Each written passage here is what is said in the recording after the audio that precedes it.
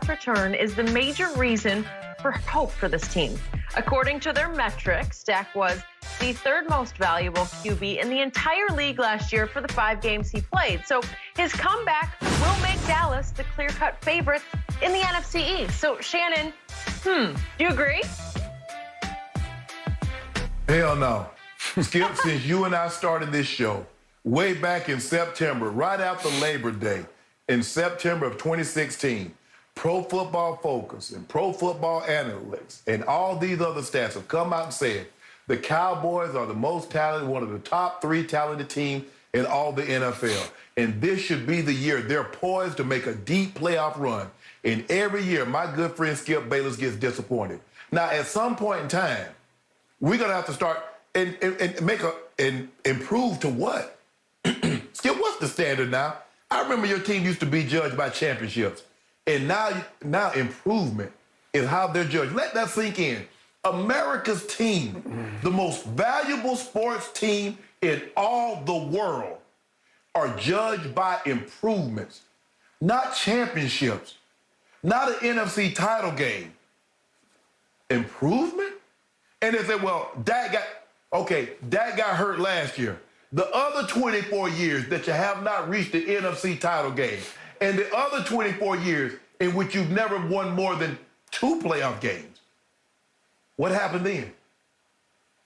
Skip, your guys, your money is tied up in a lot of big names, the guys that haven't lived up to the financial obligation that Jerry gave them. You look at your big dog, like you said, Dak gets this franchise tag, 6, 7 players, eating up 75% of your cap. You can't win like that. You guys have underachieved, but at some point in time, Skip, we got to stop saying this is one of the most talented teams, and they're poised for a deep run. A deep run to what? So instead of being 4-12 this year, what? You're hoping for 8-8? You're hoping for 9-7? I mean, what's the? I need more Pro Football Focus. Tell me the Dallas Cowboys are going to be super. Because when I look at this, are the Cowboys better than the Bucs, Packers, Rams? Right now, no. So only the Cowboys get to improve, and then they can make a deep run. So what about the 49ers? They get their health back. What about Seattle, the Saints? Miss me with the Cowboys. The Cowboys, only a name only, Skip. But even, you know what? Eventually, even Skip Bayless going to hop off this train once he sees it's not going anywhere. Shannon Sharp, that sound you just heard was me hopping off the train. For once, you got me. You have backed me up against the wall. You have taken me to school, to the cleaners. You have taken my soul on this topic because, yeah, a year ago, I was bullish on my Dallas Cowboys. They had added all these free agents on defense. They had like 10 free agent signees.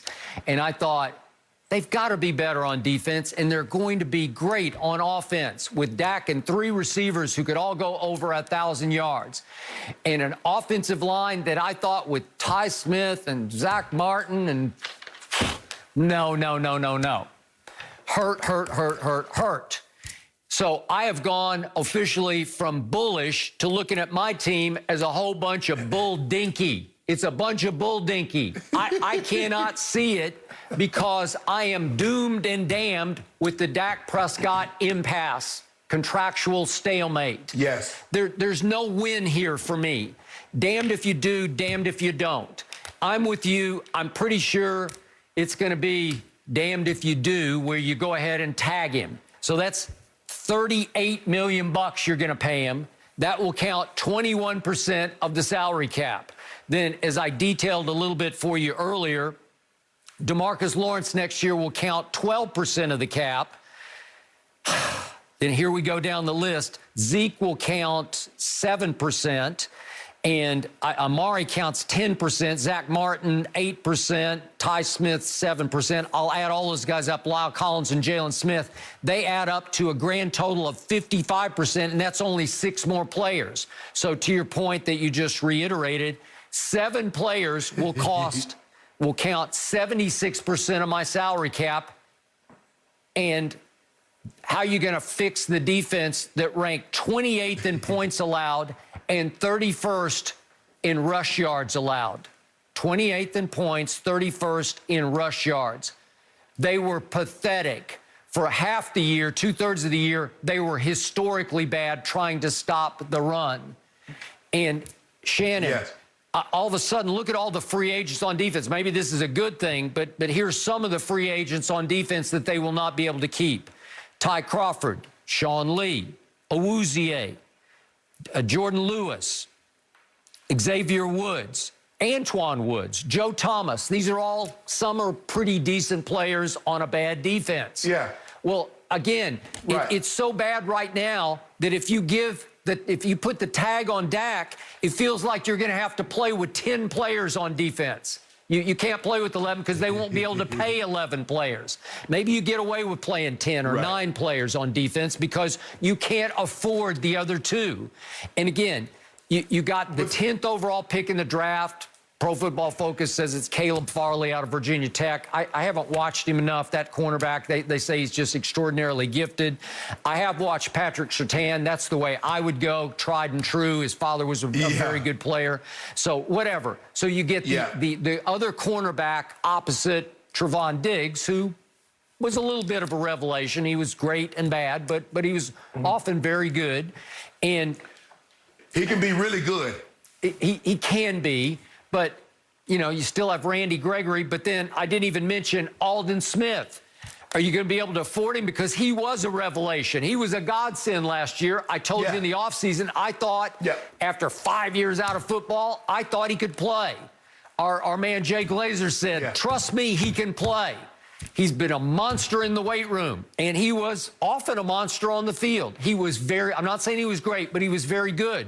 Well, he's a free agent. Can they afford him? I don't know how to even keep Aldon Smith. So Shannon, where is it heading? How much better can the defense be with another rookie at corner and a second-year player at corner? It can't be much better. And if Dak is tagged, there's bad blood between Dak and Jerry that trickles down into the locker room, where it doesn't feel right. It feels like, you know, Dak's making a lot of money, but he's not happy. He knows he might be one and done more. You know, this might be the end of the line. One more year in Dallas, and he's hitting the free agent market. Well, how can I sell that? Right. And Shannon, how can I sell that Ty Smith and Zach Martin are going to bounce back and live up to their deals? They have huge deals, you know, 8 years, 98 million, 6 years, 84 million. They count huge against the cap. Well, they're only 30 years old, both of them, but will they be healthy next year? I doubt it, because 30. Their history would tell you they won't be able to stay healthy. Ty played 2 games last year. Zach made it through 10, but he missed 6 big games and obviously missed down the stretch. I can't sell it. I can't see it. I can't feel it anymore. It feels doomed to me, and it starts with the impasse between owner and quarterback that has gone into that bad blood realm where it just doesn't feel right, and I can't figure a way to fix it, because I don't think Jerry is going to go into that close to Patrick Mahomes realm to make Dak happy, because I think he sees that he overpaid too many other players at a much less level, and that he can't risk getting stuck with an overpaid quarterback the way the Eagles and Rams did with the top quarterbacks in that Dak draft. So you got me, Shannon. Well, the problem that he has, Skip, is that the guys that he paid, the offensive line, they played really well. But, Skip, they got a lot of collisions on those bodies. Ty Smith and Zach Martin, Skip, they ran the ball. They were as good as advertised. I believe probably both of those guys are going to end up in Canton. But what has happened is that the other guys that he paid the money to hadn't fulfilled the obligation. Zeke hasn't lived up to $15 million. No. DeMarcus Lawrence has not even come close to making the Pro Bowl. Agreed. Jalen Smith has not been that guy since he got the big deal. No. Amari Cooper has the highest paid receiver, Skip, and you got to go probably 9, 10 receivers before I would take Amari Cooper. So while you got Dak could pop wanting $40 million, the guys that you've already paid are not living up to what you thought they would be. Yep. So there's your problem. You're talking about a problem that you might have with Dak. Well, he might not live up to that. Well, you already know the guys that you paid on defense aren't living up to those contracts, and the offensive line that you gave the money to, they did. But Skip, you know once they start going into your back as an offensive lineman, you're not going to be the same. And Ty Smith, what? He played 2 games last year. He missed 5 or 6 the year before that. He did. 3 or 4 the year before that. He did. You start seeing these injuries start coming with greater regularity, and they start keeping him down for longer periods of time. Okay. So they got the work cut out for them. So, Shannon, Pro Football